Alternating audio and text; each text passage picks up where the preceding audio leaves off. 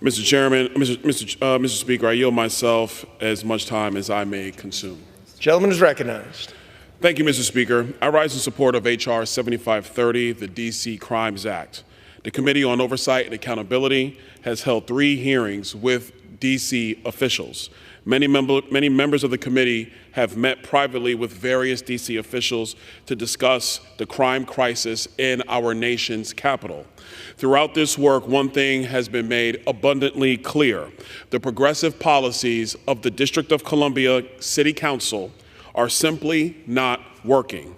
Last year, the Congress successfully blocked the D.C. Council's revised Criminal Code Act of 2022 by passing the bipartisan House Joint Resolution 26, the first law passed by the 118th Congress.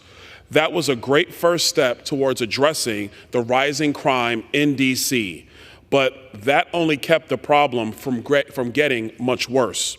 The bill we are considering today expands upon that work. The D.C. Crimes Act overturns targeted portions of the D.C. Council's Youth Rehabilitation Act by amending the definition of a youth offender from a person under the age of 25 to under the age of 18. Let me restate. The D.C. Crimes Act overturns the targeted portions of the D.C. Council's Youth Rehabilitation Act by amending the definition of a youth offender from somebody under the age of 25 to under the age of 18. Currently, D.C. Code allows a criminal under the age of 25 to be given the same leniency that is afforded to minors.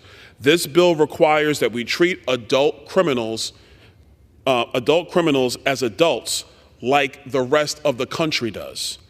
As juvenile crime soars through the district, the bill also requires the D.C. Attorney General to create a publicly available website that tracks juvenile crime data.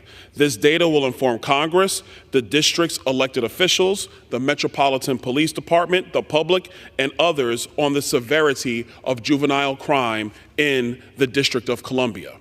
Finally, the bill prohibits the D.C. Council from amending its sentencing and criminal liability laws, locking into place the current D.C. criminal law and leaving Congress as the sole authority to amend such laws in the future. The D.C. Council would have succeeded in implementing radical soft-on-crime policies if it were not for the bipartisan effort of this Congress to disapprove of the D.C. Council's legislation.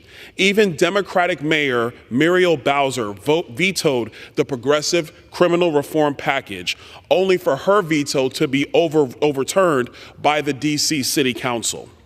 The Committee on Oversight and Accountability is committed to its constitutional responsibility to oversee the District of Columbia. We cannot allow further pro-crime policies to be put into place while this crisis continues. Citizens of D.C. and the visitors of our nation's capital deserve to feel safe. This bill is a great step towards ensuring our capital city is going to be safe. I encourage my colleagues to join me in supporting this legislation, and I reserve the balance of my time.